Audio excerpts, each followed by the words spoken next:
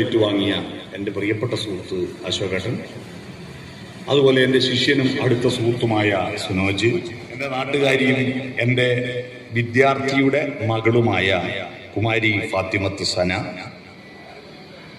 അതുപോലെ ഇവിടെ വേദിയിലുള്ള ബാലേട്ടൻ, കുമാരമാഷ്, panchayat block panchayat member Anuradha teacher, Prajina Prakashan ഗ്രാമപഞ്ചായത്ത് മെമ്പർ, സദസ്സിലിരിക്കുന്ന ബഹുമാന്യരെ, സർഗത്തിൻ്റെ പ്രവർത്തകരെ, സത്യത്തിൽ സർഗത്തിൻ്റെ നേതൃത്വത്തിൽ ഒരു അനുമോദനം ഉണ്ടെന്ന് മാത്രമാണ് എന്നോട് പറഞ്ഞത്. ഇതൊരു അവാർഡാണെന്ന് പിന്നെ നോട്ടീസ് കണ്ടേരാൻ ഞാൻ അറിയുന്നു. അശോകേട്ടനെയും ഫാത്തിമത്ത് സനയെയും സുനോജിനെയും അഭിനന്ദിക്കുന്ന കൂട്ടത്തിൽ എന്നെയും ഒരു അഭിനന്ദനം, അതിൽ സന്തോഷമില്ല. പക്ഷെ ഇതൊരു അവാർഡാണെന്ന് പിന്നീട് നോട്ടീസ് കണ്ടപ്പോഴാണ് മനസ്സിലായത്. ഏതായാലും സന്തോഷമുണ്ട്. എനിക്ക് ലഭിക്കുന്ന മൂന്നാമത്തെ അവാർഡാണ്. ആദ്യം കിട്ടിയത് കുഞ്ഞുണ്ണി മാസ്റ്ററുടെ പേരിലുള്ള ഒരു അവാർഡാണ്. രണ്ടാമത് കിട്ടിയത് ഇപ്പോൾ ഇവിടെ പറഞ്ഞല്ലോ, കൊടിമൂട്ടിൽ ട്രസ്റ്റിൻ്റെ വകയിൽ ഒരു 1,50,000 രൂപയുടെ ഒരു അവാർഡ്. അവർ ഒരു വർഷം പെരുമ്പടവ ശ്രീധരന്, ഒരു വർഷം ഒളിമ്പിക്സ് മെഡൽ നേടിയ ആൾക്ക്, ഒരു വർഷം ഒരു അമ്പലത്തിൻ്റെ പേരിലുള്ള അവാർഡ് കൊടുത്തത് ഒരു മുസ്ലിം ഡോക്ടർക്കാണ്, പെയിൻ ആൻഡ് പാലിയേറ്റീവ് രംഗത്തുള്ള പ്രവർത്തനത്തിൽ. ഈ വർഷം എനിക്കാണ് ലഭിച്ചത്. അപ്പോൾ ഈ അവാർഡ് നാട്ടിൽ നിന്ന് തന്നെ കിട്ടിയതിൽ വളരെ സന്തോഷമുണ്ട്. എല്ലാ അംഗീകാരങ്ങളും നമുക്ക് സന്തോഷം ഉണ്ടാക്കുന്നതാണ്. അപ്പോൾ അതിനെ തീരുമാനമെടുത്ത ഈ സർഗം സാംസ്കാരിക വേദിയെ ഞാൻ ആദ്യം തന്നെ അവരോടുള്ള നന്ദിയും കടപ്പാടും അറിയിക്കുകയാണ്.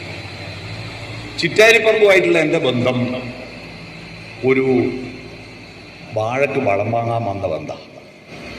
സംഗമം ബേക്കറിയിൽ പവിയാട്ടനുള്ള കാലത്ത് ഇവിടെ വന്നാൽ ആടിയിരിക്കുക.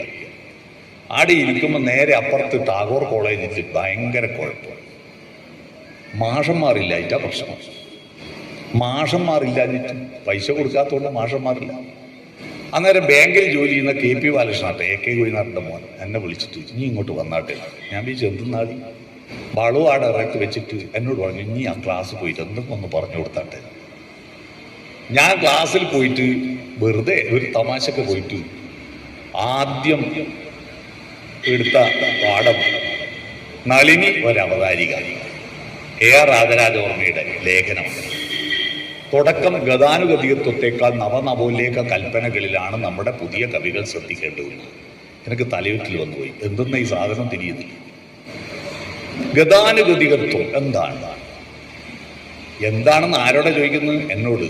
അന്നത്തെ ക്ലാസ്സിൽ ജയപ്രകാശനുണ്ട്, എന്നോട് തന്നെ ചോദിക്കുന്നത്. ഗതം പോയത്, അനുഗതം പിന്നാലെ പോകുന്നത്. അപ്പൊ ഐഡി കിട്ടി. വളരെ ക്ലിഷ്ടമായൊരു ലേഖനം വളരെ സിമ്പിളായിട്ട് എടുത്തു കൊടുത്തു. അപ്പൊ എനിക്ക് ക്ലാസ് എടുക്കാൻ കഴിയുമെന്നൊരു ബോധ്യം ഉണ്ടായി. പിന്നീട് സ്ഥിരമായിട്ട് ഉച്ചയ്ക്ക് ശേഷമാണ് ഞാൻ എൻ്റെ PGൻ്റെ ഷിഫ്റ്റ് ക്ലാസ്. അപ്പൊ രാവിലെ റബ്ബർ ടാപ്പിംഗ് കഴിഞ്ഞിട്ട് നേരെ ടാഗോർ കോളേജിൽ വന്നിട്ട് ക്ലാസ്സും എടുത്തിട്ടാണ് ഉച്ചയ്ക്ക് ശേഷം PGൻ്റെ ക്ലാസ്. പിന്നീട് ടാഗോർ കോളേജുമായിട്ട് എല്ലാം പ്രശ്നമായി. പിന്നെ ഞാൻ ഒഴിവാക്കി കൂത്തുറമ്പിലും പേരാവിലൊക്കെ ക്ലാസ് എടുത്തുകൊണ്ടിരിക്കുമ്പോൾ റോയൽ കോളേജിലേക്ക് മാറി. റോയൽ കോളേജിൽ കുമാരമാഷോടൊത്ത് കുറേ കാലം ഒന്നിച്ച് ഞങ്ങൾ ഒരുമിച്ച് മുന്നോട്ട് പോയി. ഈ ക്ലാസ്സിൽ എടുക്കുമ്പോൾ ഞാൻ ഏതാണ്ട് ഒരു 5,000-10,000 കുട്ടികളെ പഠിപ്പിച്ചിട്ടുണ്ട്. പഠിപ്പിക്കുമ്പോൾ ഞാൻ ഒരിക്കലും പാഠപുസ്തകം കയ്യിൽ വെച്ചിട്ടായിരുന്നില്ല പഠിപ്പിക്കാറ്. പാഠപുസ്തകത്തിന് അതീതമായ പല കാര്യങ്ങളും പറഞ്ഞിട്ടാണ് കുട്ടികളെ. ആ ഒരു പരിശീലനമാണ് യഥാർത്ഥത്തിൽ എനിക്ക് സംസാരിക്കാനുള്ള ഈ ഒരു ശേഷി കിട്ടിയത്. രണ്ടാമത്തെ കാര്യം, തമാശയും പറയാനും പുരാണങ്ങളെ വ്യാഖ്യാനിക്കാനും എനിക്ക് കഴിയുന്നത്, എനിക്ക് 2 നല്ല ഗുരുനാഥന്മാരുണ്ടായിരുന്നു. ഒന്ന് എൻ്റെ അച്ഛനും ഒന്ന് അച്ചാച്ചനും. രണ്ടുപേരും നന്നായിട്ട് പുരാണങ്ങളും, ഞാനിപ്പോൾ പലയിടങ്ങളിലും ചൊല്ലുന്ന ശ്ലോകമല്ല അപ്പം പറഞ്ഞു തന്നാണ്. അപ്പം കുറേ ശ്ലോകങ്ങൾ പറഞ്ഞു തരും. അവർ നന്നായിട്ട് എന്നെ സ്വാധീനിച്ചിട്ടുണ്ട്. അതുകൊണ്ട് ഞാൻ ഈ കൊടിമൂട്ടിൽ ദേവസ്വം തന്ന 1,50,000 രൂപയുടെ അവാർഡ് ഉപയോഗിച്ച് ഞാൻ എൻ്റെ വീട്ടിൽ 1,000-2,000 പുസ്തകമുണ്ട് എൻ്റെ വീട്ടിൽ. ആ പുസ്തകം ഞാൻ മാത്രം വായിച്ചാൽ പോരാ, നാട്ടുകാർക്കെല്ലാം വായിക്കാൻ വേണ്ടിയിട്ട് എൻ്റെ വീടിനോട് ചേർന്നിട്ടൊരു ലൈബ്രറി ഉണ്ടാക്കിയിട്ട് ആ ലൈബ്രറി അടുത്ത ദിവസം നാട്ടുകാർക്ക് തുറന്നു കൊടുക്കുക, ഉദ്ഘാടനം ചെയ്യുക, ഈ പൈസ ഉപയോഗിച്ചിട്ട്. ആ പൈസ തികഞ്ഞിട്ടില്ല. അന്ന് എല്ലാവരെയും ക്ഷണിക്കും ഞാൻ. ഒരു ലൈബ്രറി, ഒരു കവിയരങ്ങോ മറ്റൊക്കെ സംവാദമാക്കിയിട്ട് ഡോക്ടർ OK മുരളീകൃഷ്ണനാണ് അത് ഉദ്ഘാടനം ചെയ്യുന്നത്. അപ്പോൾ അന്ന് എല്ലാവരും അങ്ങോട്ട് വിളിക്കും. ഞാൻ അത് സർഗത്തിലൂടെയും അതുപോലെ ചിറ്റാരിപ്പറമ്പ് ഗ്രൂപ്പിലൊക്കെ ക്ഷണക്കത്തിടും. ആ ലൈബ്രറിക്ക് ഞാൻ പേര് കൊടുത്തിരിക്കുന്നത് നാരായണ ലൈബ്രറി എന്നാണ്. എന്താ ഈ നാരായണ ജപമല്ല. എൻ്റെ അച്ഛൻ്റെ പേര് നാരായണൻ, അച്ചാച്ചൻ്റെ പേര് നാരായണൻ, രണ്ടാളെ പേരിലുമാണ് ലൈബ്രറി. മനസ്സിലായി? നാരായണ ലൈബ്രറി എന്നാണ് ഞാൻ പേര് കൊടുത്തിരിക്കുന്നത്. അപ്പോൾ ഞാൻ പറഞ്ഞു വന്നത്, വർത്തമാനം പറയുന്നത് കേവലം ക്ലാസ് റൂമുകളിൽ മാത്രമല്ല. തൊടിയക്കുളം ഗ്രാമത്തിൽ എല്ലാ കല്യാണ വീട്ടിലും തലേ ദിവസം തേങ്ങാപ്പാല് വീഴുന്നവരെ നമ്മൾ ഇരുന്ന് കുളൂസ് പറയും. ആ കുളൂസ് പലതുമാണ് ഞാനിങ്ങനെ പ്രസംഗത്തിൽ അടിക്കുന്നത്. അതിൻ്റെ പ്രധാനപ്പെട്ട ഒരു ഉറവിടം മുമ്പിലുണ്ട്. എൻ്റെ അച്ഛൻ്റെ ഒരു മോനാട്ടുണ്ട് ഇട. ഈ കല്യാണ വീടുകളിൽ പോയിരുന്നിട്ട് വട്ടത്തിലിരുന്നിട്ട് ഗൗരവതരമായ ആർട്ടിഫിഷ്യൽ ഇൻ്റലിജൻസിനെ കുറിച്ച് പോലും ഞങ്ങൾ ചർച്ച ചെയ്തിട്ടുണ്ട്. തൊടിയക്കുളത്തെ കല്യാണ വീട്ടിൽ ഇപ്പോൾ അത് അങ്ങനെ ഒരു ചർച്ചയില്ല. ഇപ്പോൾ 10 മണിയാകുമ്പോഴേക്ക് ആളുകൾ നിങ്ങൾ പോടും എന്ന് പറഞ്ഞ് ഒന്നി പയച്ചു കളിയാണ്. കാരണം ഇതിൻ്റെ കേന്ദ്രമായി മാറുക കല്യാണ വീടുകൾ. എന്നാൽ അന്ന് നല്ല വെള്ളടിക്കാനല്ല, ഞങ്ങളെല്ലാം പണിയെടുക്കുമായിരുന്നു. ആ കൂട്ടത്തിലുള്ള വർത്തമാനമാണ്. ആ വർത്തമാനങ്ങളാണ് എനിക്ക് സരസമായി വർത്തമാനം പറയാനുള്ള ശേഷി ഉണ്ടാക്കിയത്. ഞാനിങ്ങനെ ഒരു പ്രസംഗകനാകണമെന്ന് ആഗ്രഹിച്ചു പോയതല്ല. പാർട്ടി പരിപാടികളെല്ലാം പ്രസംഗിക്കുന്ന കൂട്ടത്തിൽ പുരാണങ്ങളൊക്കെ പറയും, തമാശയൊക്കെ പറയുന്ന കൂട്ടത്തിൽ രസകരമായൊരു കാര്യം, വൈക്കം ക്ഷേത്രത്തിന്റെ മുന്നിൽ ഒരു പൊതുയോഗം. ആ പൊതുയോഗത്തിൽ ഞാൻ പ്രസംഗം കഴിഞ്ഞിട്ട് ഒരു ടീം എന്നെ വന്നിട്ട് പറഞ്ഞു, ഇവിടെ അമ്പലത്തിലെ ഉത്സവത്തിൽ ഇങ്ങനൊരു പ്രസംഗം നടത്തണം വന്നിട്ട്. ഞാൻ ഡേറ്റ് കൊടുത്തിട്ട് കുറച്ച് നേരം യുക്തിവാദികൾ വന്നിട്ട് പറഞ്ഞു, നിങ്ങളെ ഒരു പരിപാടി വേണം നമുക്ക്. അതിൻ്റെ ഒരു വിചിത്രമായ, അമ്പലക്കാർ ഒരു ഭാഗത്ത് വരിക, യുക്തിവാദികൾ മറുഭാഗത്ത് വരിക. 2 സമ്മേളനത്തിലും ഞാൻ പോകാറുണ്ട്. 2 സമ്മേളനത്തിലും പോയിട്ട് തിരിച്ചും മറിച്ചും ഞാൻ പറയാറില്ല. 2 ഒന്ന് തന്നെ പറയും. അവിടെയാണ് 2 ഒരു കാര്യം തന്നെ പറയും. കാരണം ദൈവവിശ്വാസത്തിന്റെ അന്തർധാര, അതിന്റെ ഫിലോസഫി ഒന്നും ഒരമ്പലത്തിലും ആരും ചർച്ച ചെയ്യുന്നില്ല, പുസ്തകങ്ങൾ ചർച്ച ചെയ്യുന്നില്ല. ഞാൻ അമ്പലത്തിൽ പ്രസംഗിക്കാൻ പോകുന്നതിനെതിരായിട്ട് വലിയ എൻ്റെ നാട്ടിലുള്ള ആളുകളടക്കം എന്തൊരു വൃത്തികേടായ എൻ്റെ ഫേസ്ബുക്കിലൊക്കെ എഴുതിയിരുന്നെന്ന് അറിയും. വളരെ എൻ്റെ ഭാര്യനെ കുറിച്ചും അമ്മേനെ കുറിച്ചൊക്കെ കഴിഞ്ഞ ദിവസം വൃത്തികേട് എഴുതിയിട്ടു. ഈ നാട്ടിലുള്ള ആള് അത്ഭുതത്തോടു കൂടിയാണ് ഞാൻ ഇങ്ങനെ നോക്കുന്നത്. അത് അമ്പലത്തിൽ പോയിട്ട് എന്തിനാ പ്രസംഗിക്കുന്നത്?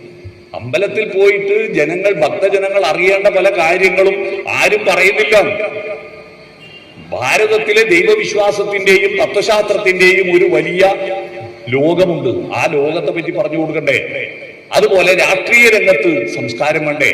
സംസ്കാര രംഗത്ത് രാഷ്ട്രീയം വേണ്ടേ? അതുകൊണ്ടാണ് ഞാൻ പോകുന്നത്. കഥകളും കവിതകളും ഒക്കെ പറയുന്നത്, തമാശകൾ പറയുന്നത്. തമാശകൾക്ക് എത്ര സാധ്യതയുണ്ട്. ഇപ്പൊ ചിരിക്കാൻ മറന്നു ആളുകൾ ചെറുപ്പക്കാർ ചിരിക്കുന്നില്ല, അവർ കരയുന്നുമില്ല. ഞാൻ പല മരണ വീട്ടിൽ നോക്കുമ്പോൾ ചെറുപ്പക്കാര് കരയുന്നുമില്ല, ചിരിക്കുന്നില്ല. മരണ വീട്ടിൽ ചിരിക്കണ്ട, അവിടെ കരയണ്ടേ? കരയുന്നില്ല. കരയുന്ന ചെറുപ്പക്കാരനും ചിരിക്കുന്ന യുവാവും ചിരിക്കുന്ന വൃദ്ധന്മാരുമാണ് ഒരു സമൂഹത്തിന്റെ സമ്പത്ത്. അറിയണം. കരയുന്ന യുവാക്കളും ചിരിക്കുന്ന വയോജനങ്ങളും ഉണ്ടാവണം. അതിൽ അശോകാട്ടൻ ഒരു നല്ല ഉദാഹരണമാണ്. ഇവിടെ ഒരുപാട് ഉദാഹരണങ്ങളുണ്ട്. സേവനം കഴിഞ്ഞിട്ട് അമ്പല കമ്മിറ്റിന്റെ പ്രസിഡന്റായിട്ട് നാമം ജപിച്ച് ഇരിക്കാതെ എത്ര ആളുകൾ. അശോകാട്ടൻ മാത്രമല്ല, കുമാരമാഷ നോക്ക്, സീതരാട്ടൻ ഇവിടെയുണ്ട്. സീതരാട്ടൻ പിരിഞ്ഞിട്ട് കാലത്രയായി, ഇപ്പോഴും അതേ കോലത്തിൽ ഇപ്പവും പോകുന്നില്ലേ? പഞ്ചായത്ത് മെമ്പർ ആയാലും അല്ലെങ്കിലും ഇപ്പോൾ ഓറ് മെമ്പർ തന്നെയാണ്, ഇല്ലേ? സീതരമാഷയുടെ ഉണ്ട്, KC അജിത് കുമാർ ഉണ്ട്, ഇവരൊക്കെ റിട്ടയറാണ്. പപ്പാട്ടനുണ്ട്, രാമകൃഷ്ണേട്ടനുണ്ട്. ഇവരൊക്കെ പിരിഞ്ഞിട്ടും നാടിന്റെ സജീവമായി രംഗത്ത് വരികയാണ്. അതാവണം നമ്മുടെ നാട്, മുന്നോട്ട് പോകണം. അതിൽ ഗൗരവം, മസിൽ പിടുത്തം കുറെ കുറയ്ക്കുക, തമാശ ഉണ്ടാക്കുക. ഈ സുനോജനും ഇപ്പോ ഉദ്ഘാടനം ചെയ്ത മുഹമ്മദ് ഫായിസും ഞാനും കൊന്നോറ മദ്യപാനത്തിനെതിരായി നടത്തിയ ഒരു വൻ സംവാദം ഉണ്ടായിരുന്നു. അന്ന് സംവാദത്തിൽ സാക്ഷി വെച്ച ആളുകളുണ്ട്. കുഞ്ഞിക്കണ്ണ മാഷ വരെയുണ്ട് ഇവിടെ, അല്ലേ? വലിയ അന്നാണ് ഞാൻ ഈ ഫായിസിന്റെ ഒരു വർത്തമാന ശൈലി ഞാൻ മനസ്സിലാക്കിയത്. എത്ര ആളുകൾ എത്ര നേരാ സംവാദം. അങ്ങനെയുള്ള സംവാദങ്ങൾ നമ്മുടെ നാട്ടിൽ ഉണ്ടാവണം. സുനോജൻ സീരിയൽ ഈ ഷോർട്ട് ഫിലിം എടുക്കാൻ തുടങ്ങിയിട്ടുണ്ടായ വിചിത്രമായ അനുഭവങ്ങളുണ്ട്. എനിക്കത് കഥയായിട്ട് പലയിടത്തും പറയാൻ പറ്റും. ഇവനീനെ പറ്റി ABCD അറിയാണ്ട് ഹർത്താൽ ദിവസം റോഡിന്റെ നടുക്കുന്ന പോലീസ് ജീപ്പുമായി ബന്ധപ്പെട്ട ഒരു വീഡിയോ, ഒരു ഷോർട്ട് ഫിലിം എടുക്കാൻ വേണ്ടി അതിൻ്റെ നടുക്കത്തെ ആ 14 മൈലിലെ ഡിവൈഡറിന്മേൽ ക്യാമറയും വെച്ചിട്ട് പോലീസായിട്ട് ഒരാൾ CIന്റെ ഡ്രസ്സ് നിർത്തിയിട്ട് ഒരാൾ നിൽക്കുന്നു. അപ്പോൾ പോലീസിന്റെ ഡ്രൈവറായിട്ട് ഡ്രസ്സ് ഇട്ട് ഒരുത്തമ്പേ അത് വന്നില്ല, ഹർത്താലായതുകൊണ്ട് ഒരു വണ്ടി കിട്ടിയില്ല. അപ്പോൾ ഈടുന്നോ കിടന്നുറങ്ങുന്ന ഒരുത്തനെ പോയിട്ട് വിളിച്ചിട്ട് പറഞ്ഞു, നീ ഒന്ന് ഡ്രസ്സ് ഇട്ടാട്ടെ, എന്നിട്ട് അവിടെ വന്ന് ഇരുന്നാൽ മതി എന്ന് പറഞ്ഞു. ഓൺ ഡ്രസ്സ് ഇട്ട്, അപ്പോൾ ഡ്രസ്സ് ഇട്ട് ഇരുന്നാലും ഓൻ പറഞ്ഞു, ആടെ കഴിഞ്ഞാൽ ഒന്ന് വീട്ടിൽ പോയിട്ട് പറ്റും. എന്തെന്നാ, ഞാൻ വെറും ലുങ്കി കൊടുത്തതിൻ്റെ മേലെയാ പാൻറ് ഇട്ടത്, ഷഡ്ജി ഇട്ടില്ല. അത് പറഞ്ഞു, ഇത് ആടെ ഇരിക്കുന്നതിന് ഷഡ്ജിയൊന്നും വേണ്ടിട്ട് നീ ആടെ ഇരിക്കുന്നു പറഞ്ഞു. അവനെ പിടിച്ചിരുത്തി സുനോജ്. എന്നിട്ട് ഇവൻ ആക്ഷൻ ആക്ഷൻ എന്ന് പറയുമ്പോൾ ഇവൻ വണ്ടി എടുക്കുന്നില്ല. അന്നേരം ഇങ്ങനെ കാണിച്ചു, ബേക്കിൽ ഒറിജിനൽ പോലീസ് ജീപ്പ്. എന്തെന്നാടാന്ന് ചോദിച്ചു. എന്തെന്നാന്ന് ചോദിച്ചപ്പോൾ നിങ്ങൾ പെർമിഷൻ എടുത്തു നോക്കുന്നു. ഇല്ലെന്നോ, കേരടാ വണ്ടി വിട്. പോലീസ് പിടിച്ച് CIനെയും പോലീസ് ജീപ്പിന്റെ സ്റ്റിക്കർ ഒട്ടിച്ച വണ്ടി മുമ്പിൽ വിട്ട് ഇവര് ബേക്കിൽ പോയി. പോലീസ് സ്റ്റേഷനിൽ ചെല്ലുന്ന CIന്റെ ഡ്രസ്സ് കണ്ട ഉടനെ അടുത്ത പാറയുള്ള പോലീസുകാരൻ ഈ നാടനെ സെല്യൂട്ട് അടിച്ചു. അപ്പോഴേക്ക് SI വാങ്ങി വന്ന് പറഞ്ഞു, സെല്യൂട്ട് അടിക്കല്ല, ഓ നടനാണ്, ഓ തട്ടി പാഴ്മാറാട്ടം നടത്തിയതാണ്. സെല്യൂട്ട് അടിച്ചു പോയ എൻ്റെ ദേഷ്യം മുഴുവൻ പിന്നെ ഇവനോട് തീർക്കുകയാണ് ആര്, ഈ പാറാവുകാരൻ. അതെല്ലാം കഴിഞ്ഞിട്ട് ഭയങ്കര പേടിപ്പിച്ചിട്ട് അവസാനം നിങ്ങളെ ഡ്രസ്സ് അയക്കുന്നു. ഈ ഡ്രൈവർ കൊന്നിട്ട് പാൻറ് അയക്കുന്നില്ല, അല്ല അവസ്ഥ. അവസാനം ഓന് തുറന്ന് പറയേണ്ടി വന്നു സംഭവം സെക്കൻഡ് പേപ്പർ ഇല്ല. ഇത്തരത്തിൽ സുനോജന് വേണമെങ്കിൽ ഒരു പുസ്തകം തന്നെ എഴുതാനുള്ള ഒരുപാട് അനുഭവങ്ങളുണ്ട്. ഇതൊക്കെ രസകരമായി അന്ന് ശ്രീധരൻ മാഷ് പോയിട്ടാണ് എങ്ങനെയല്ലോ കൂടി ഇറക്കി കൊണ്ടുവന്നത് അവരെ. അപ്പൊ അത്തരത്തിൽ നമ്മുടെ ഇതൊക്കെ ജീവിതത്തിലുള്ള അങ്ങനെയൊക്കെ ഉണ്ടാവണം. നമ്മുടെ ജീവിതത്തിൽ ഒരുപാട് അനുഭവങ്ങൾ ഉണ്ടാവണം. ആ അനുഭവങ്ങളിലൂടെ മുന്നോട്ട് പോകണം. അല്ലാതെ രാവിലെ നമ്മുടെ കുട്ടികളല്ലേ, ഇപ്പൊ പുതിയ കുട്ടികളുണ്ട്, നല്ലോണം പഠിക്കുന്നുണ്ട് അല്ലേ, ഫുൾ A+ വാങ്ങിട്ട് എന്നിട്ട് എൻട്രൻസ് കോച്ചിങ്ങിന് ചേരുക. ഞാനിപ്പോ എനിക്ക് വളരെ അഭിമാനമുണ്ട്. എല്ലാവരും എൻട്രൻസ് കോച്ചിങ്ങിന് പാലാ ബ്രില്യൻസിലാണ് പോകുക. പാലാ ബ്രില്യൻസിലെ അധ്യാപകർക്ക് ഞാനാ കോച്ചിങ് കൊടുക്കുന്നത്. കഴിഞ്ഞ മാസം അവർക്ക് കോച്ചിങ് കൊടുത്ത ഞാനാ, ബ്രെയിൻ ആൻഡ് മൈൻഡ് എന്ന വിഷയത്തെ പറ്റിയിട്ട്. അത് കേട്ടിട്ട് KMCT കോളേജിൽ ആഴ്ചക്ക് ഒരു ദിവസം ക്ലാസ് എടുക്കുക. ഇപ്പൊ അടുത്ത ഡോക്ടർമാർക്ക് ക്ലാസ് എടുക്കുക. ആ എൻട്രൻസ് കോച്ചിങ്ങിന് പോയി റാങ്ക് ലിസ്റ്റിൽ വന്നിട്ടോ പ്ലേസ്മെന്റ്, പിന്നെ പ്രൊഫഷണൽ കോഴ്സിന് ചേരും. എന്നിട്ടോ ജോലി കിട്ടിയിട്ടോ ശമ്പളം കിട്ടിയിട്ടോ കൊട്ടാരം പോലത്തെ ഒരു വീടെടുക്കും. എന്നിട്ട് ആനക്ക് പോലും കടക്കാൻ പറ്റാത്ത മതിൽ കെട്ടി. എന്നിട്ട് റിമോട്ട് കൺട്രോളിന്റെ ഗേറ്റ് പിടിപ്പിക്കും. പഞ്ചായത്തുകാരോട് എനിക്ക് അഭ്യർത്ഥിക്കാനുള്ളത്, റിമോട്ട് കൺട്രോളിന്റെ ഗേറ്റ് പിടിപ്പിച്ച എല്ലാവർക്കും ഭിന്നശേഷിക്കാരെ വികലാംഗ പെൻഷൻ കൊടുക്കണം. കാരണം കാലില്ല രണ്ടും. ഒന്ന് തുറന്നു ഒരാൾ വന്ന് വിളിച്ച ഗേറ്റ് തുറക്കാൻ ഒന്ന് കീഞ്ഞു വരാൻ പറ്റുന്നില്ലെങ്കിൽ പിന്നെ ഓന്റെ കാല് കൊത്തിച്ചാടണം. കുറെ ചെടി വാങ്ങി പിടിപ്പിക്കും. ആര് കാണാൻ, നാട്ടുകാരെ കാണാൻ വിടൂല, മതിൽ കെട്ടി മറിച്ചിട്ട്. വീട്ടുകാർ കാണുമോ, വാതിൽ ഉറക്കൂല. ഒറ്റ വീടിന്റെയും വാതിൽ ഉറക്കൂല, അടഞ്ഞു കിടക്കുക വാതിലുകൾ. വരാന്തയിൽ ഇരിക്കുന്നില്ല ആരും. അതാണ്.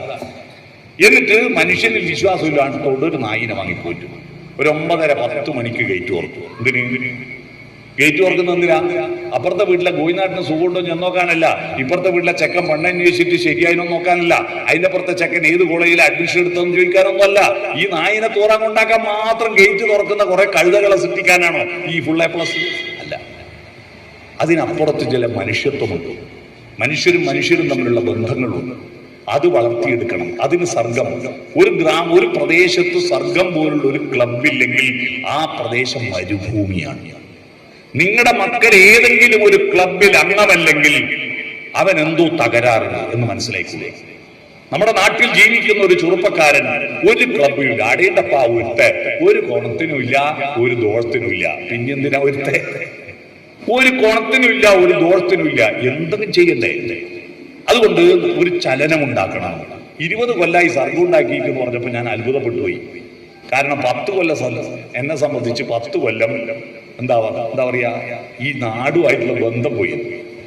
5 കൊല്ലം കോളയാട് ജില്ലാ പഞ്ചായത്ത് എന്ന് പറഞ്ഞ് അങ്ങോട്ട് പോകും, 5 കൊല്ലം കൂടാളി ജില്ലാ പഞ്ചായത്ത് പറഞ്ഞ് അങ്ങോട്ട് പോയി. ഇപ്പോഴായിപ്പോ കുറച്ച് നാട്ടിലേക്ക് ഇറങ്ങിയത്. അപ്പൊ ആ 10 കൊല്ലം കടന്നുപോയത് എനിക്ക് മനസ്സിലാവുന്നില്ല. കാലത്തിന്റെ സ്പീഡ് എത്ര വേഗമാണ്, എന്തൊരു വേഗതയാണ് കാലത്തിൽ. അപ്പൊ അതുകൊണ്ട് 20 കൊല്ലമായ ഈ ക്ലബ്ബ് ഇപ്പോഴും അന്നും ഇന്നും ഒരുപോലെ സജീവമായി പ്രവർത്തിക്കുന്നു എന്ന് പറഞ്ഞാൽ അതിൽ വളരെ സന്തോഷമുണ്ട്. ആ സന്തോഷം തുടർന്നും ഈ ക്ലബ്ബ്, ഞാൻ ഇനി പ്രസംഗമൊന്നും നീട്ടുന്നില്ല, കാരണം എനിക്ക് ഇഷ്ടപ്പെട്ട ഒരു ടീമുണ്ട് ഇവിടെ കലാപരിപാടി അവതരിപ്പിക്കാൻ. ഞാൻ സ്ഥിരം കാണുന്ന റീലാണ് പല്ലി ടീം. പല്ലി ടീമുമായിട്ട് എനിക്ക് നേരിട്ട് ഒരു ബന്ധമില്ല, അവർക്ക് എന്നെ അറിയുമെന്ന് എനിക്കറിയില്ല. പക്ഷെ ഞാൻ അവരെ സ്ഥിരം കാണുന്നതാണ്. അവരെ ഞാൻ ഇവിടെ വന്ന് അവരെ ഒന്ന് കാണണം. അപ്പൊ അവരുടെ കലാപരിപാടി നിങ്ങൾ എല്ലാവരും ആസ്വദിക്കണം. നല്ല രീതിയിൽ നമ്മുടെ ഗ്രാമം, നമ്മുടെ പ്രദേശം, യുവാക്കളെ സജീവമാക്കണം. ഇപ്പോൾ വൈകുന്നേരങ്ങളിൽ ആർത്തിപ്പണ്ടാരങ്ങളാവുകയാണ്. ഞാൻ ഒരു ദിവസം കാസർഗോഡ് ഒരു പരിപാടി കഴിഞ്ഞ് 12:30 താഴെ ചൊവ്വ കെട്ടി വെക്കുമ്പോൾ എന്തൊരു തിരക്കും ബ്ലോക്ക് വന്നറിയാം അവിടെ. രാത്രി 12:30 എന്തെന്നാ ഞാൻ കുറെ ചെറുപ്പക്കാർ ക്യൂ നിൽക്കുന്നു. ഞാൻ വിചാരിച്ചു ആട് 3 സിനിമ ഇറങ്ങിയ ഒന്നുമല്ല, നന്ദി മന്തി എന്ന് പറഞ്ഞൊരു ഹോട്ടൽ തുടങ്ങി. ആ ഹോട്ടല് ഉദ്ഘാടന ദിവസം 50% സബ്സിഡി ഉണ്ട് പോലും മന്തിക്ക്. അതുകൊണ്ട് അത് തിന്നാൻ വേണ്ടി രാത്രി 12:30 ആള് കാത്തു നിൽക്കുക. ഈ 50% സബ്സിഡി ഈ ക്യൂ നിന്ന് ഒറ്റ ഒരുത്തനും വാഴക്കന്നിനോ പച്ചക്കറിക്ക് വിറ്റീനോ ഉള്ള സബ്സിഡിന്റെ ഒരു പോറും എൻ്റെ അച്ഛന് പൂരിപ്പിച്ചു കൊടുത്തിട്ടുണ്ടാവില്ല. ഈ മന്തിന്റെ സബ്സിഡി ഒരാർത്തി. പണ്ടല്ല നമ്മൾ സ്കൂളിൽ പോയ വിശന്നിട്ട് ഉപ്പുമാവ് കിട്ടുമല്ലോ വിചാരിച്ചിട്ട്. ഇപ്പൊ വിശപ്പില്ല, എന്നിട്ടും ആർത്തി വർദ്ധിക്കുന്നു. അതൊരു വലിയ രോഗമാണ്, ആർത്തി വർദ്ധിക്കുന്നു. ഈ ആർത്തി ശരീരത്തിനെ ആനന്ദിപ്പിക്കുവാനുള്ള എളുപ്പ വഴിയിലേക്ക് പോകാം. അജിനോ മോട്ടോ മസാല കൂട്ടോ കൊണ്ടൊന്നും ശരീരത്തെ തൃപ്തിപ്പെടുത്താൻ കഴിയില്ല. അപ്പോ നീയും എളുപ്പ വഴിയിൽ ക്രിയ ചെയ്യും. കണ്ണൂർ സ്കൂളിൽ നിന്ന് പഠിക്കുമ്പോൾ ഒരു കണക്കാ, എളുപ്പ വഴിയിൽ ക്രിയ ചെയ്യുക. എന്റെ അടുത്തിരിക്കുന്ന ചെക്കൻ തൊടികത്തുള്ള, അവന്റെ പേര് പറയണ്ട, ആള് അറിയാം. ഓം കോപ്പി അടിച്ചേരം മാഷ് പിടിച്ചാലും മാഷോട് പറഞ്ഞു ഇതാ ഏറ്റവും എളുപ്പ വഴി. ഏത് കോപ്പി അടിക്കൽ? അതുപോലെ ശരീരത്തെ തൃപ്തിപ്പെടുത്താൻ എളുപ്പ വഴി എന്താ? ശരീരം പദാർത്ഥമാണ്. പദാർത്ഥത്തെ തൃപ്തിപ്പെടുത്താൻ പദാർത്ഥം തന്നെ വേണം. വിശപ്പിന് വ്യാകരണം വിശപ്പ് മാറ്റില്ല. ദാഹിക്കുന്നവന് കാവ്യരസം ദാഹം മാറ്റില്ല. മാഘൻ എഴുതിയ വരികളാണ്. അപ്പൊ എന്ത് വേണം? പദാർത്ഥത്തിന് പദാർത്ഥം വേണം. പദാർത്ഥത്തിന് 3 അവസ്ഥയുണ്ട്: ഖരം, ദ്രാവകം, വാതകം. ഖരം മയക്കുമരുന്ന്, MDMA പൊടി. ദ്രാവകം മദ്യം. വാതകം കഞ്ചാവിന്റെ പുക. മനസ്സിലായി? ഇതിന്റെ പുറകെ പോവുക. മിനിഞ്ഞാന്ന് രാത്രി ഞാൻ ഒഴക്കോടി, മാനന്തവാടിക്ക് അപ്പുറത്ത്, മിനിഞ്ഞാന്ന് രാത്രി ഞാൻ ഒഴക്കോടിയിൽ നിന്ന് വരുമ്പോ, കേളകം വഴി വരുമ്പോ, അവിടുന്ന് താന്നിക്കുന്ന് എന്ന് പറഞ്ഞ കുന്ന് ആടി എത്തിയ കുറേ ആള് റോഡും വരും. എന്താ സംഭവം എന്ന് പറഞ്ഞപ്പോ അമ്മേനെ ഇട്ട് മോൻ കൊന്നിട്ട് എന്ന് പറഞ്ഞു. അമ്മേനെ മോൻ കൊന്നു. മേരി എന്ന് പറയുന്ന സ്ത്രീയെ കൊന്നു കളഞ്ഞു. ആലോചിച്ചു ചെക്കൻ. എന്താ നമ്മുടെ ചെറുപ്പക്കാർക്കൊക്കെ പറ്റുന്നത്? അത് മദ്യമാണ് അതിന്റെ പ്രവേശന കവാടം. പിന്നെ അതിൽ നിന്ന് നിൽക്കാൻ പറ്റുന്നില്ല. അതുകൊണ്ട് നമ്മുടെ യുവാക്കൾക്ക് ലഹരി വേണം. എന്ത് ലഹരി? കവിതയുടെ ലഹരി വേണം, പാട്ടിന്റെ ലഹരി വേണം, സാഹിത്യത്തിന്റെ ലഹരി വേണം, സ്പോർട്സിന്റെ ലഹരി വേണം. അക്കാര്യത്തിൽ അശോകാട്ടനെ സമ്മതിക്കണം. ഞങ്ങളൊക്കെ ചെറുപ്പത്തിൽ അശോകൻ ഉസ്മാൻ എന്ന് പറഞ്ഞാൽ ഞങ്ങൾക്ക് സച്ചിൻ ടെണ്ടുൽക്കർ എന്നെല്ലാം പറയും പോലെ ആരാധ്യ പുരുഷനായിരുന്നു അല്ലേ. ഏത് കോർട്ടിലുള്ള ഏത് ബോളും ലിഫ്റ്റ് ചെയ്തിട്ട് ആ സ്മാഷിന് കണക്കായി എത്തിച്ചു കൊടുക്കുന്ന, പെറുക്കി ഇട്ട് കൊടുക്കുന്ന ഒരു അത്ഭുത പ്രതിഭാസം മൂട്ടപായി പോലെ പായും കോർട്ടിൽ നിറഞ്ഞിട്ട്. അതായിരുന്നു അശോകാട്ടൻ. അന്നത്തെ അശോകാട്ടൻ ഇന്നും അതുപോലെ ചിറ്റാരിപ്പറമ്പിന്റെ മോഹൻലാലായിട്ട് നിൽക്കുക അല്ലേ അശോകാട്ടൻ. അദ്ദേഹത്തെ അഭിനന്ദിക്കാതിരിക്കാൻ നിവൃത്തിയില്ല. സുനോജനെ അഭിനന്ദിക്കുന്നു. അതുപോലെ ഫാത്തിമ സനിയെ, നല്ലൊരു വിദ്യാർത്ഥി, മുഖ്യമന്ത്രിയുടെ സമ്മാനം വാങ്ങിയൊരു വിദ്യാർത്ഥി നമ്മുടെ നാട്ടിലുണ്ട് എന്ന് പറയുന്ന അഭിമാനമാണ്. അവരെയും അഭിനന്ദിക്കുന്നു, എല്ലാവരെയും അഭിനന്ദിക്കുന്നു. ഈ അവാർഡ് വാങ്ങുമ്പോൾ ഇതിന് സാക്ഷിയായിട്ട് എൻ്റെ അമ്മയും ഭാര്യയും അനുജനും ഒക്കെ ഉണ്ട് എന്നുള്ളത് വളരെ സന്തോഷമാണ്. അപ്പൊ ഏതായാലും ഇങ്ങനെ ഒരു അവാർഡ് എനിക്ക് തന്നതിൽ വളരെ എൻ്റെ ഈ രംഗത്ത് തുടർന്ന് നിൽക്കാൻ ഇനി എനിക്ക് ഇത് കഴിഞ്ഞിട്ട് ഇന്നും ഒരു പ്രസംഗമുണ്ട്. ഇത് കഴിഞ്ഞിട്ട് എപ്പോൾ കഴിഞ്ഞാലും വന്ന് പ്രസംഗിക്കണം എന്ന് പറഞ്ഞിട്ട് കരിയാട്ട് പുറത്തുനിന്ന് അവർ കാത്തു നിൽക്കുന്നുണ്ട്. അങ്ങോട്ട് പോകണം. ഇന്നലെ റോട്ടറി ക്ലബിൻ്റെ പിന്നെ ആലപ്പുഴ മുതൽ തിരുവനന്തപുരം വരെയുള്ള ജില്ലകളിലെ ചേർന്നതാണ് അവരുടെ ജില്ല. അതിൻ്റെ വലിയ സമ്മേളനം ആലപ്പുഴയിലെ പുന്നമടക്കായലിലെ റിസോർട്ടിൽ നടക്കുമ്പോൾ എനിക്ക് വളരെ സന്തോഷം തോന്നിയത്, എനിക്ക് നിശ്ചയിച്ച സമയം 3 മണി മുതൽ 4 മണി വരെ. അപ്പൊ ദിവ്യ എസ് അയ്യർ അവർക്ക് നേരത്തെ പോകണം. അവർ പറഞ്ഞു എന്നോട് വന്നിട്ട് ചോദിക്കുക, ഞാൻ ഞെട്ടിപ്പോയി. എന്നോട് വന്ന് ചോദിക്കുക, ഞാൻ ആദ്യം കുറച്ചു നേരം സംസാരിച്ചോട്ടെ, എനിക്ക് പെട്ടെന്ന് പോകേണ്ടതുണ്ട്. IAS ചോദിക്കുമ്പോൾ ഞാൻ പറഞ്ഞു, നിങ്ങൾ എത്ര നേരം സംസാരിച്ചോ ഞാൻ കാത്തു നിൽക്കാം, എനിക്കത് കഴിഞ്ഞ് പെരുമ്പാവൂർ വേറെ പരിപാടിയുണ്ട്, എന്നാലും കുഴപ്പമില്ല. അവർ സംസാരിച്ച് കഴിഞ്ഞിട്ട് എന്നെ വിളിച്ചു. ആ സംസാരത്തിനിടയിൽ അവരെ കൂടെ സെൽഫി എടുക്കുന്നുണ്ടായിരുന്നു. സെൽഫി എടുത്തുകൊണ്ടിരിക്കുമ്പോൾ ഞാൻ സംസാരിച്ച് 5 മിനിറ്റ് സംസാരിച്ചപ്പോൾ പിറകിൽ നിന്ന് തിരിച്ചു മുന്നിൽ വന്നിരുന്ന് എൻ്റെ പ്രസംഗം കഴിയുന്നവരെ നിന്നിട്ട് എന്നെ പ്രത്യേകം അഭിനന്ദിച്ചു. എനിക്ക് വളരെ സന്തോഷം തോന്നിയത്. ഒരു IAS അവർ പെട്ടെന്ന് പോകാനുള്ള തിരക്കെല്ലാം മാറ്റിവെച്ചു. അവരും ഭർത്താവുണ്ടായിരുന്നു, അയാൾ നമ്മുടെ ശബരിനാഥ് ഉണ്ടായിരുന്നു, കുട്ടിയുണ്ടായിരുന്നു കൂടെ.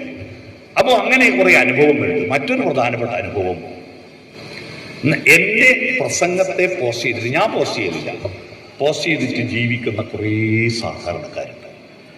അവർ പറയുന്ന ഏത് പ്രസംഗം പോസ്റ്റ് ചെയ്യാലും മിനിമം 3 ലക്ഷം ആൾ കാണും, അതിൻ്റെ പൈസ കിട്ടും. യൂട്യൂബിൻ്റെയും ഫേസ്ബുക്കിൻ്റെയും പൈസ കിട്ടും. ഒരു ആശാനും പിള്ളേരും എന്ന് പറഞ്ഞ ഒരു ചാനലാണ് എൻ്റെ പ്രസംഗം ഏറ്റവും കൂടുതൽ പ്രചരിപ്പിച്ചത്. അതിൽ ആയിഷ കുട്ടി എന്ന് പറഞ്ഞൊരു ചെറിയ കുട്ടിയുണ്ട്. ആ കുട്ടിയുടെ വീട്ടിൽ ഞാൻ ഒരു ദിവസം പോയപ്പോൾ വളരെ വളരെ വളരെ ദാരിദ്ര്യമായി. 3-4 കുട്ടികളുണ്ട്. ആ കുട്ടി ഈ പ്രസംഗത്തിലൂടെ ഇപ്പൊ വരുമാനം കിട്ടാൻ തുടങ്ങിയിട്ട് വീട്ടിൽ കൂടി ലോൺ എടുത്ത് വീട്ടിൽ കൂടി ഇതിനെ കൊണ്ടിപ്പോ ലോൺ അടച്ചിട്ട് ജീവിക്കുക ആയിഷ കുട്ടി. അവരിപ്പോ അറിയപ്പെടുന്ന പ്രസംഗിയായി നിയമസഭയുടെ പുസ്തകോത്സവത്തിൽ അവരെ പ്രസംഗിക്കാൻ വേണ്ടി വിളിച്ചു. ഏത് പ്രസംഗം പോസ്റ്റ് ചെയ്യുമ്പോഴും അതിന്റെ അടിയിൽ എനിക്ക് നന്ദി ഇട്ടുകൊണ്ട് പോസ്റ്റ് ഇടും. അതുപോലെയാണ് സിരൻസ് വാഗത്താൻ എന്ന് പറയുന്നത്. എനിക്ക് അയാളെ അറിയില്ല. വാഗത്താനത്ത് ഞാൻ പ്രസംഗിക്കാൻ പോയപ്പോൾ ഈ സിരൻസ് എന്ന് പറഞ്ഞ എവിടെയാന്ന് ചോദിച്ചു. അപ്പൊ ഇവിടെ അടുത്താന്ന് പറഞ്ഞു. ഞാനവിടെ ചെന്നപ്പോൾ സത്യത്തിൽ കരഞ്ഞുപോയി. അയാള് സുഖമില്ലാണ്ട് കിടക്കുകയാണ്. വീട്ടിൽ വളരെ വളരെ ചെറിയൊരു വീട്, ദാരിദ്ര്യം. പക്ഷെ അയാള് അതിനെ കൊണ്ട് ജീവിക്കുക. അങ്ങനെ കുറേ ആളുകളുണ്ട്. നമ്മുടെ നാട്ടിൽ തന്നെ ഉണ്ട് എന്റെ പ്രസംഗം റെക്കോർഡ് ചെയ്തിട്ട് പലയിടങ്ങളിലും. നൗഷാദ് ഇവിടെ ഉണ്ട്. പിന്നെ ഇവിടെ പോയാലും ക്യാമറയും കൊണ്ട് വന്ന് ആ പ്രസംഗം പോസ്റ്റ് ചെയ്തു. അതുകൊണ്ടാണ് ഞാനിപ്പോ എൻ്റെ യൂട്യൂബ് ചാനലിലൊന്നും പോസ്റ്റ് ചെയ്യാറില്ല.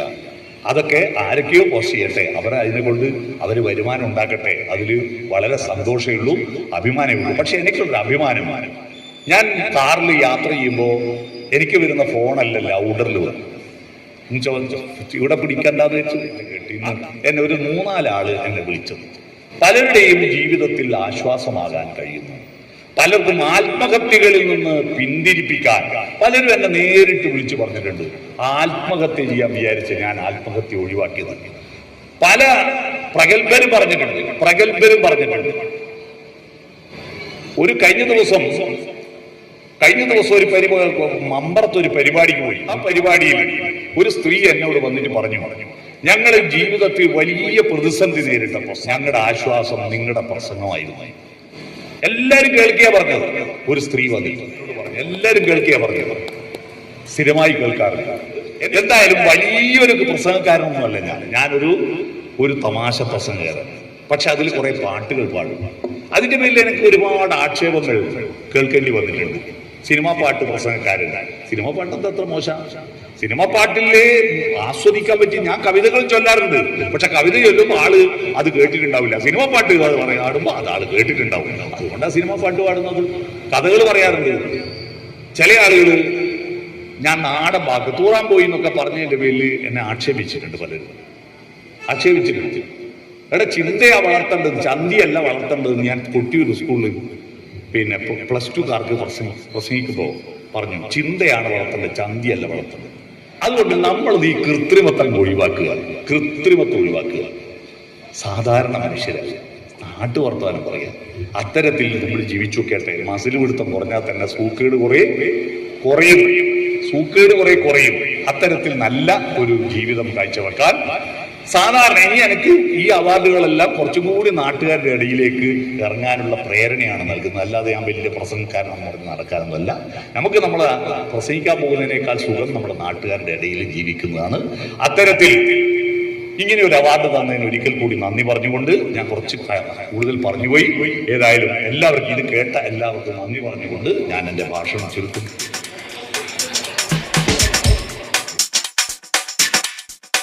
Let's begin now.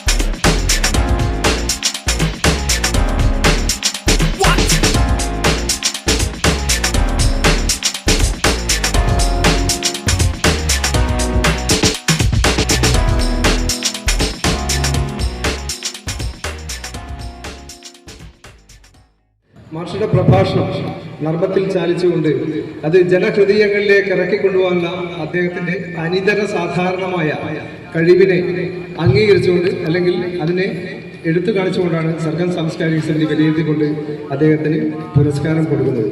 അപ്പോൾ തീർച്ചയായിട്ടും നമ്മുടെ നാട്ടിൽ നിന്ന് തന്നെ അതിന് അർഹിച്ചൊരു അംഗീകാരം കൊടുക്കുക എന്ന് പറയുന്നത് ഏറ്റവും പ്രസക്തമായിട്ടുള്ള കാര്യമാണ്. അതിനുവേണ്ടി മുൻകൈയെടുത്ത ഒരു പുരസ്കാരം എന്നുള്ള നിലക്ക് സർഗം സാംസ്കാരിക സമിതിയുടെ ഈ സർഗപ്രതിഭാ പുരസ്കാരം മാഷിന് നൽകുന്നതിൽ എനിക്കും അതിയായിട്ടുള്ളൊരു സന്തോഷം ഉണ്ട്. അതോടൊപ്പം തന്നെ അശോകേട്ടൻ, ചമ്പാട് അശോകേട്ടനെ സംബന്ധിച്ചിടത്തോളം നമുക്കറിയാം, കഴിഞ്ഞ 20 വർഷക്കാലമായി തിരിഞ്ഞു നോക്കുമ്പോൾ ഒട്ടനവധി സാമൂഹ്യക്ഷേമ പ്രവർത്തനങ്ങൾ ഞങ്ങൾ നടത്തി പോകുന്നുണ്ട്. അത് എല്ലാ മേഖലയിലും ഇടപെട്ടുണ്ട്. സാന്ത്വന പരിചരണ രംഗത്ത് ഉൾപ്പെടെ അശരണരായിട്ടുള്ള, ആലംബഹീനരായിട്ടുള്ള, നിരാലംബരായിട്ടുള്ള ഒട്ടനവധി ആളുകളെ സഹായിക്കാനും അവരുടെയൊക്കെ ദുരിതങ്ങളിലൊക്കെ പങ്കാളികളാകാൻ നമുക്ക് കഴിഞ്ഞിട്ടുണ്ട്. ചിറ്റാരിപ്പറമ്പിന്റെ കലാ സാംസ്കാരിക രംഗത്തെ ഈ ശ്രദ്ധേയമായ ഈ സായാഹ്നത്തിൽ പങ്കെടുക്കാൻ എത്തിച്ചേർന്ന എല്ലാ പ്രിയപ്പെട്ടവരെയും സംഘാടക സമിതിക്ക് വേണ്ടി ഒരിക്കൽ കൂടി സ്വാഗതം ചെയ്തുകൊണ്ട് പരിപാടിക്ക് തുടക്കം കുറിക്കാം. ദിയ വിനോദിനെ വളരെ സ്നേഹത്തോടെ പ്രാർത്ഥന ആലപിക്കുന്നതിനായി വേദിയിലേക്ക് ക്ഷണിക്കുന്നു. ദൈവമേ ഞാനിൻ സവിധി കൂപ്പുകൈകളുമായി അണഞ്ഞിടുമ്പോൾ നീ കൃപയിൽ തൂകണമേ. ദൈവമേ ഞാനിൻ സവിധി കൂപ്പുകൈകളുമായി അണഞ്ഞിടുമ്പോൾ നീ കൃപയിൽ തൂകണമേ. സർവജ്ഞാനത്തിൻ ഉറവിടമാ ദേവാനീ, നിന്റെ ജ്ഞാനത്താൽ നിറച്ചിടണമേ. ഞാൻ ചെയ്യും കർമ്മങ്ങൾ കണ്ടെത്തി അവർക്ക് പ്രോത്സാഹന പദ്ധതികൾ നൽകുന്നതിന് ആവശ്യമായിട്ടുള്ള ഇടപെടൽ ഗവൺമെന്റ് നടത്തിക്കൊണ്ടിരിക്കുന്നുണ്ട്. പ്രത്യേകിച്ച് ഉന്നത വിദ്യാഭ്യാസ മേഖല കേരളം ഒരു വൈജ്ഞാനിക വിപ്ലവത്തിലേക്ക് പോവുകയാണ്. വിജ്ഞാനാധിഷ്ഠിത സാമ്പത്തികമായിട്ടുള്ള നോളജ് എക്കോണമിയുമായി ബന്ധപ്പെട്ടുകൊണ്ടുള്ള പുതിയ ഒരു ഇടപെടൽ, പുതിയ സമീപനം കേരളം മുന്നോട്ട് വെച്ചുകൊണ്ടിരിക്കുന്ന ഒരു ഘട്ടത്തിലാണ് ഫാത്തിമത്ത് സനക്ക് അതുമായി ബന്ധപ്പെട്ടുകൊണ്ട് ഗവൺമെന്റ് ഏർപ്പെടുത്തിയിട്ടുള്ള ഈ വിദ്യാർത്ഥി പ്രതിഭ പുരസ്കാരം വാങ്ങിയിട്ടുള്ളത്. സനയുടെ ഈ നേട്ടങ്ങളെ സംബന്ധിച്ചിടത്തോളം നേരത്തെ പറഞ്ഞിട്ടുണ്ട്. കൈവച്ച മേഖലകളെല്ലാം എല്ലാ തരത്തിലുള്ള മുഴുവൻ വിഷയങ്ങളും അതുപോലെ തന്നെ മുഴുവൻ മേഖലകളിലും വിദ്യാഭ്യാസപരമായിട്ട് എല്ലാം തികഞ്ഞുകൊണ്ട് മുന്നേറാൻ വേണ്ടി സാധിക്കുന്നു എന്നുള്ളത്, അത് പ്രത്യേകിച്ച് ഒരു പെൺകുട്ടിയാണ് എന്നുള്ള നിലക്ക് അത്തരത്തിൽ നമുക്കൊരു കരുത്ത് കൂടിയാണ്. പ്രത്യേകിച്ച് വിവേചനപരമായിട്ടുള്ള ഇടപെടലുകൾ നമ്മുടെ സമൂഹത്തിനകത്ത് വർദ്ധിച്ചുകൊണ്ടിരിക്കുന്ന ഒരു ഘട്ടത്തിൽ അങ്ങനെയുള്ള പെൺകുട്ടികൾ അത്തരത്തിലുള്ള എല്ലാ മേഖലകളിലും പ്രക്ഷോഭിച്ചുകൊണ്ട് മുന്നോട്ട് വരുന്നു. അവർക്ക് അതിനാവശ്യമായിട്ടുള്ള പിന്തുണ നൽകാൻ വേണ്ടി ഇവിടുത്തെ സാംസ്കാരിക സമിതി തയ്യാറാവുന്നു എന്നുള്ളത് കൃത്യമായിട്ടുള്ളൊരു സന്ദേശമാണ്. സമൂഹത്തിനകത്തുള്ള എല്ലാ ജാതി എല്ലാ ലിംഗവിഭാഗങ്ങളെയും ചേർത്ത് പിടിക്കാൻ വേണ്ടി സാധിക്കാൻ നമുക്ക് കഴിയണം എന്നുള്ള കൃത്യമായിട്ടുള്ള സന്ദേശം ഈ സാംസ്കാരിക സമിതിക്ക് നൽകാൻ വേണ്ടി സാധിക്കുന്നു ഇത്തരത്തിലുള്ള പ്രവർത്തനങ്ങളിലൂടെ എന്നുള്ളത് കൊണ്ട് തന്നെ ഈ സർഗം സാംസ്കാരിക സമിതിയുടെ ഈ പുരസ്കാരവും ഈ അനുമോദന ചടങ്ങും ഏറെ അനൽപമായിട്ടുള്ള ഒരു സന്തോഷം ഇതുമായി ബന്ധപ്പെട്ടുകൊണ്ട് ഉണ്ട്. കാരണം ഇങ്ങനെയുള്ള ഏറ്റവും പ്രതിഭാധനരായിട്ടുള്ള ഇത്രയും ആൾക്കാരെ അനുമോദിക്കാനുള്ള ഒരു സാഹചര്യം ഒരുക്കി തന്നിട്ടില്ല സർഗം സാംസ്കാരിക സമിതിയോട് അതുമായി ബന്ധപ്പെട്ടുകൊണ്ട് നന്ദി അറിയിച്ചുകൊണ്ട് ഇവരെ അനുമോദിച്ചതെ അറിയിച്ചുകൊണ്ട് ഞാൻ എൻ്റെ വാക്കുകൾ ഏറെ സ്നേഹത്തോടെ അവസാനിപ്പിക്കുന്നു. ഈ പരിപാടി ഉദ്ഘാടനം ചെയ്തതായി അറിയിക്കുന്നു. സദസ്സിലിരിക്കുന്ന ബഹുമാനപ്പെട്ട വ്യക്തികൾ, പ്രിയപ്പെട്ട നാട്ടുകാരെ, ഒരുപാട് സന്തോഷമുണ്ട് ഇങ്ങനൊരു ഉപഹാരം കിട്ടിയതിലും ഇങ്ങനെ ഒരു സദസ്സിൽ നിൽക്കാൻ കഴിഞ്ഞതിലും വലിയ സന്തോഷം. പിന്നെ ഇങ്ങനെയുള്ള നേട്ടങ്ങളിൽ നമ്മളെ പിന്തുണ ചെയ്യാൻ നാട്ടുകാരും എല്ലാവരും ഉണ്ടാകുന്നത് തന്നെ വലിയൊരു സന്തോഷം തന്നെ. പിന്നെ ഈ ഒരു നേട്ടം ലഭിച്ച് ഇങ്ങനെ നാടിനൊരു അഭിമാനമാവാൻ മാറിയതിലും എൻ്റെ കുടുംബത്തിനും നാട്ടുകാർക്കും സന്തോഷിക്കാൻ പറ്റുന്ന രീതിയിലാവാനൊക്കെ പറ്റിയതിൽ വളരെയധികം സന്തോഷം. ഒരുപാട് നന്ദിയുണ്ട്. Thank you. കൊച്ചു കുട്ടികൾ ഓടി വന്നിട്ട് മാഷോട് ചോദിച്ചു, നിങ്ങളല്ലേ VK സുരേഷ് ബാബു മാഷ്? അതെ. എന്നാൽ ഞങ്ങളുടെ കൂടെ ഒരു സെൽഫി എടുക്കാമോ? ശരിക്കും എനിക്ക് അത്ഭുതം തോന്നിപ്പോയി. കൊച്ചു കുട്ടികൾ മുതൽ പ്രായമുള്ളവർ വരെ അദ്ദേഹത്തിന്റെ ആരാധകരാണ്. അദ്ദേഹത്തിന്റെ ആ വാഗ്ധാരണി എല്ലാവരെയും അദ്ദേഹത്തിലേക്ക് വലിച്ചടിപ്പിക്കുന്ന രീതിയിലുമാണ്. അദ്ദേഹത്തിന് നമ്മുടെ നന്ദി അറിയിക്കുന്നു.